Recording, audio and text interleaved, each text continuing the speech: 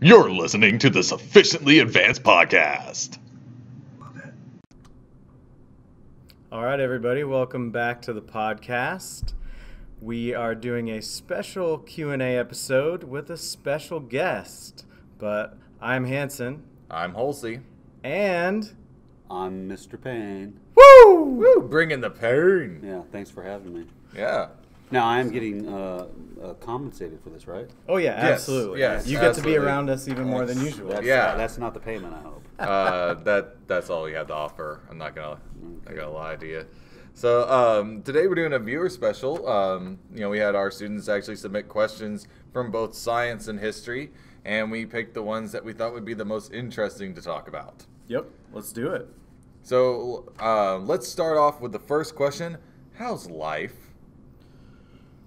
This is like, let's do it like a circle. We need the talking piece. Oh, we need to here. We'll use this red pen as a talking piece. So here you can it start wouldn't be a because we got to pass podcast if it we to weren't the left. talking over each other. Guys, I have the talking piece. You can't talk. Yeah. Okay, how's so how's how's life? Great. It's excellent. I have no complaints aside from being trapped in here with these two science guys. Yeah. I mean, it's Friday, so you can't complain too much. So I'm doing all right. Excited about answering these questions. Life's good. Life's good. I have a cat that walks in the walls. It's fun.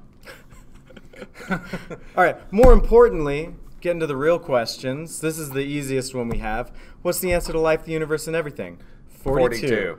Moving on. What's more important to know? History or science? The question of the ages. Who wrote? One of you guys wrote this question. No. Genuinely, one of my kids wrote this question down. Well, I want that person's name and address. Oh, well, we'll send be it to getting him. The obvious answer is history here. I mean, the obvious answer is science. What is science good for? Like baking recipes, You know, making a bundt saving cake? children's lives from dying. That's overrated. You know? Have you seen some of these kids? Touche. But no, I mean, as a person who also has a history degree, I see kind of both of it. So, but I'm definitely gonna go with science just because I can. Right. But you're a science teacher. Yeah. I used to be a history teacher though. Yeah. So, but I'm actually gonna go against the grain this time. I'm gonna betray my science brethren and go back to my roots as a historian. That's right, very and I think history is really important because if you don't know your history, you're doomed to repeat it, and that's always gonna happen. Unless you're just smart enough in the first place. Which Like you're not. some science teachers. Have you seen some of these kids out here, man? I mean, come on. All right, here's a good one. Do you think there's life in outer space? And do we know of any planets that have the potential to contain alien life? And if so, which ones? Who's taking it first? That sounds, that's in your ballpark there, I believe, guys. Oh no! We want yours too. What do you think? believe It there seems are like aliens? of all the planets out there, there's got to be something out there, right? If you're just playing the odds, Yeah. it seems extremely like there has likely. to be something out there.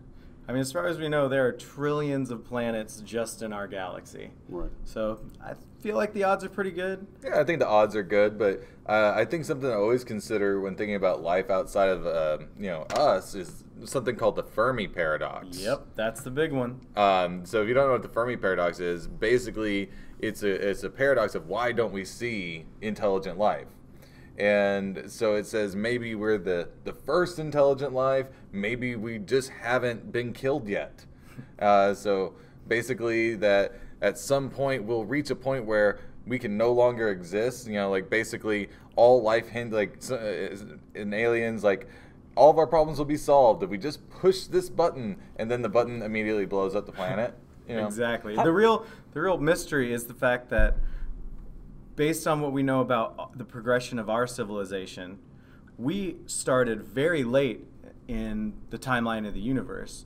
So in the amount of time it's taken us to get to where we are, there is more than enough time for other civilizations that started before us to have gone far beyond where we've even approached long before we even existed. So that's the mystery, is that there's been plenty of time for other civilizations to have happened and even become starfaring, but yet we see zero evidence for it. Yeah, how come when they talk about life on other planets, how come they're always, it's always assumed they're smarter than us? Why aren't we the smart ones? Maybe we I mean, are. yeah, That's, Maybe might be. that's part of the question. I mean, It's always like these guys got super lasers and all this kind of stuff. I mean, good grief. We got Well, you some got to pretty sell cool stuff tickets, here. Payne. That's You got to that's a sell good tickets. point. Sure. Anybody go to a I mean, movie, right? Yeah. I got there's you. there's I found also a the point- fish. I found a fish. I'd go to that movie. I mean, the other idea is the fact that if they made it here, then they've figured out how to travel between Yeah, stars. but they probably just far more advanced than us. luck But out or something. if they haven't made it here, then they may just be a bunch of mitochondria. Have Who you knows? guys ever heard of the progenitor theory?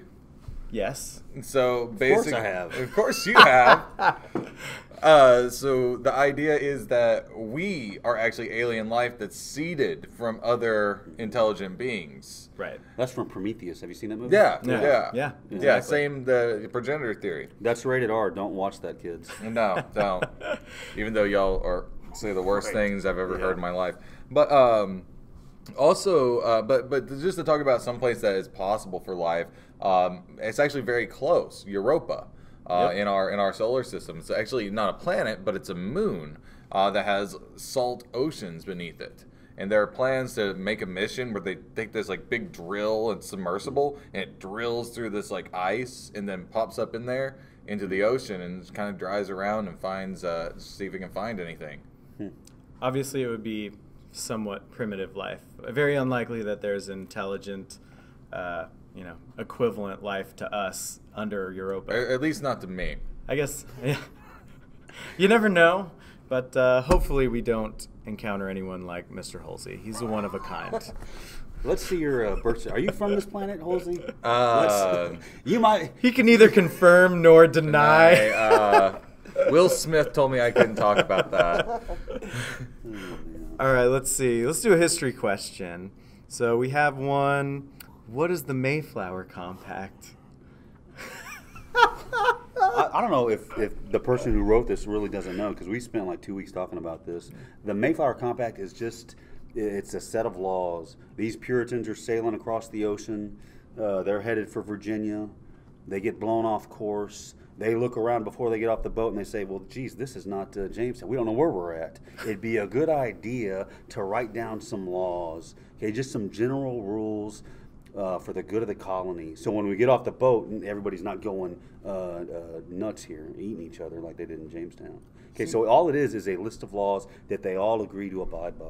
That's all it is. Why didn't they have something like that before? Well, they didn't they assume- have that on the boat? Like, They assume they were linking up with the Jamestown guys. Gotcha. Yeah, Okay. but a storm has blown them off course. That makes and they're in a sense. strange Did- land. Didn't they find like wood from the Mayflower in a barn? Well, I don't know about that. I think I remember reading about that. Like they actually they tore apart the ship. Like they never had like. Well, the big Mayflower sailed back. Okay. Yeah. So- So I don't know what barn you're referring they to. took? You might think. I think you're thinking of Noah's Ark. No. no. No. I don't know about that. I know So, it doesn't I think I remain. heard that somewhere. Isn't that hidden in a crate somewhere in a big Yeah. warehouse? Yeah. That's right. And So- trust me, whoever wrote that question, don't worry. I'm going to find you. I'll tell you that right now. Next question: why is it impossible to make a perfect engine? And this is an awesome question that involves, you can answer very simply, and you can also Ooh, can I do the spend simple your answer? PhD figuring it out. Can I make Yes, I want to do please. the simple answer, and you can do the difficult one. So the simple answer is impossible. Yay! Because there's these things called friction and heat. That's pretty much it. You can't make a perfect engine. There's always going to be energy transfer, energy loss. Exactly. So some of you may remember us talking about 0 Kelvin and how it's impossible to reach that as well. And the reason for things like this is there's a balance between matter and energy. You can't just completely convert one or convert the other.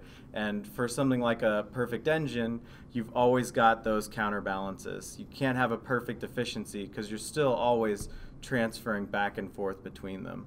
So at the end of the day, it's kind of simple until you get into a lot of the engineering and math. But the simple answer is, there's always things like friction and things fighting against the energy that you're trying to get out of the system. Yeah.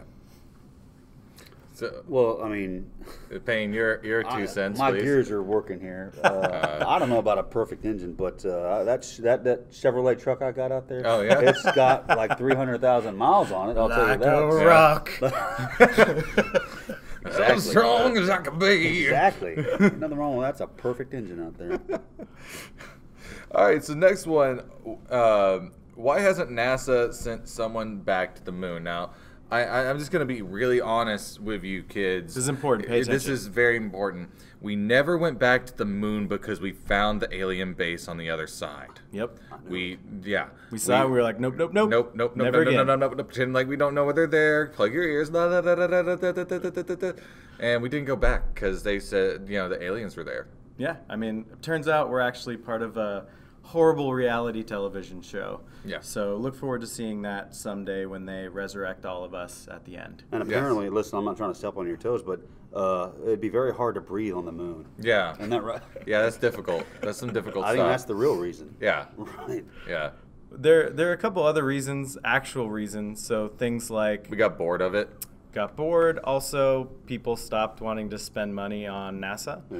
So people don't appreciate the fact that NASA's basically where we've gotten almost all of our technology and engineering knowledge and science knowledge, and most of our progress, a very significant amount has come from our scientific exploration in space. But I'm sorry, SpaceX, they are sending something to the moon, right? Yep. That was Yeah, announced I recently. think they said that recently. They're the new hope. Yeah. Star Wars, nothing but Star Wars. So, Payne, I think this is a question for you. Would you rather be in Plymouth or Jamestown? Oh, Plymouth, that's an easy one. In Jamestown, the first couple of years, they were snacking on each other, for goodness sake. So I'm going to go with Plymouth here. Well, then I'd have to go with Jamestown. That sounds like a dream that come your true. thing? Yeah, that sounds like that your thing? that sounds like my jam. And they always ask me this. Well, what would you start with first? What would you eat first? That's always the question they ask when you hear about the cannibalism thing. That's a good question. And I I'm always going to have say, to go whole hog, go brains. That's what. I think so too. That's the most tender. The tender part. That's the most tender. Now the question is, who would you eat first? No, yeah, well, That's Hanson. a real question. Yeah, that's fair. that's a light Hanson. meal, though. Man. Yeah. Huh? Well, I gotta thank keep sir. you around. that's- I gotta keep you around. Yeah, right, I'd go with Jamestown. Yeah. You want to I mean, skip around a little bit? Yeah. I like this one a lot. This is one of my favorites. Why do we cry? So, Because aside, we're all dead inside. yeah, we're all dead inside. I mean, I don't have feelings. Right. I'm void. We've gotten of rid of feelings. those, for sure. We've been working on that. That's the alien emotional system. Yeah. Oh, my Will bad. Smith will Sorry, get you. sorry. He'll Right, flash right. a flashlight in your eyes. Exactly. But actually, the reason why we cry is we actually have 3 different types of tears. We have basal tears, which are constantly moisturizing our eyes, so keeping the cornea and everything moist. So you actually make like 5 to 10 ounces of basal tears every single day. And then you have your reflex tears, which is, if you're cutting an onion or something like that, or you get dirt in your eyes and it tears up. But the question that I was really more about, why do we have emotional tears? Why is that part of, like when we get upset? It has to do with your brain. It starts in the autonomic nervous system, which you can't control. So if you start crying, you can't actually control it. But there are 2 reasons they think that we cry. First of all, to appear weaker to an attacker, or to elicit the sympathy and help of other humans. And so kind of like babies crying, their sympathy and help. And the reason why it sometimes feels good to have a cry or something like that is because these emotional tears actually release stress hormones and painkillers. And they also fuel my student tears jar. So Absolutely, for sure. yeah. Interesting. I'm about to cry right now listening to that. Yeah. Hey, I'll tell you this: the last time I cried, I don't know if you gentlemen have heard this. I had my tonsils taken out recently. Oh yes, I've heard many times. I could not eat steak for a month. Oh Can you imagine that? That's torture. yes. Keep that That's between us. inhumane. The kids Yeah. don't need to know about that. Okay. They're not gonna. Oh, wait a second. It was terrible. Yeah. You know. So let's see. What evidence is there about the Roanoke disappearance? The only thing they have is a word scrawled on a tree, Croatoan. Mm-hmm. That's pretty much it. That's that why means? it's a native. It's a tribe. It's a tribe. Okay, Yeah. tribe. Yeah. Gotcha. That's why it's a big mystery. We don't know where these folks went. Weren't there like reports of non-native looking individuals after that, like integrating into the tribes? Yeah, that's one of the theories. The other theory is the British, they go back to see how the tribe's doing, or how the colonists are doing, and they discover all the bodies. Okay, so they cover that up because if people in England hear about all these dead people at Roanoke, well, nobody's going to want to come over. Yeah. Right? So makes that's a lot the of other sense. theory. They did something with the bodies, and they just said, well, we don't know where they went. I mean, as far as the British go, it seems to make sense. Right. That's Yeah. right up their alley. Yeah, that seems pretty British. It's their. This one's a bit different. So who has the better beard? I mean, obviously me. Me. Don't listen to this liar. I mean, longer, lusher. What can I say? It's the perfect beard. They're both nice beards, guys. But I think they wrote this question to drive a wedge between them. It's possible. That's what they're trying to do. That's fine with me. They're both wonderful beards. Bearded people of the world unite. Is that what we're aiming for? That's it. I can see that. Beards can change the world. So, how did you know you wanted to be a science or history teacher? I've always read history books. I've always been interested in the content. I've always been drawn to it. I don't know. Whenever I was in science class, that was essentially nap time, right? Yeah. That's what that was to me. It was like an elective.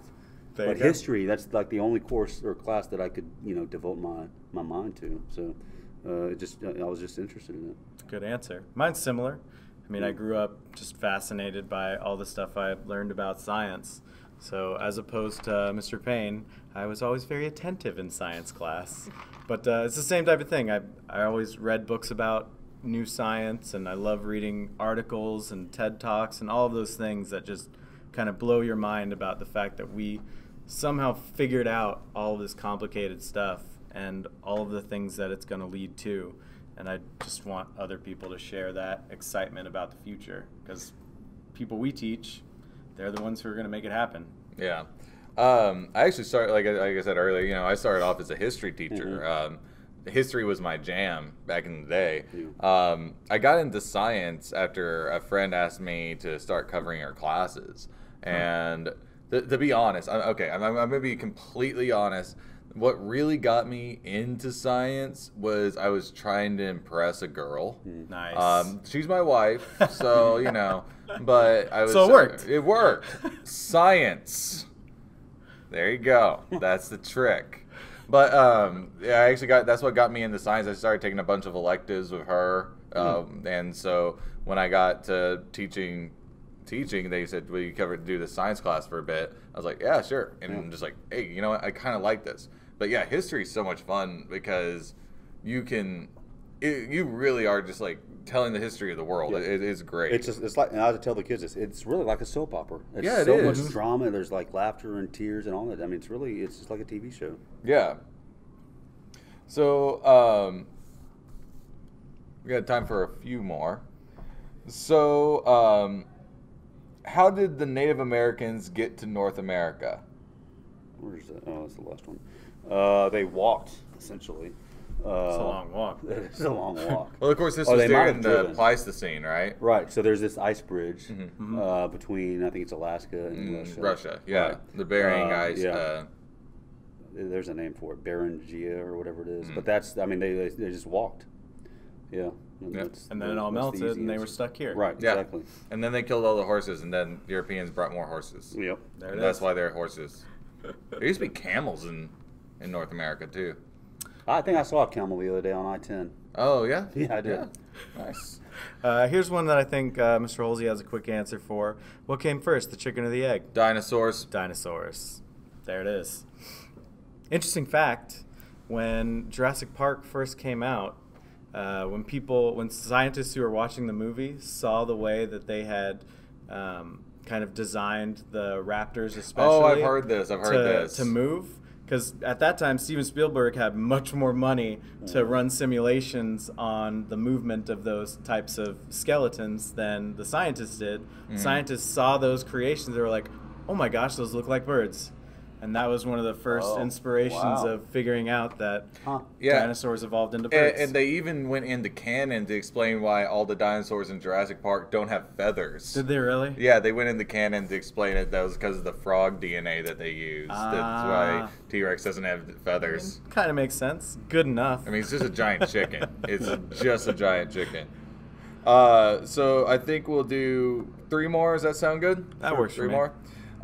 So what is your favorite console? So my answer is kind of ironic.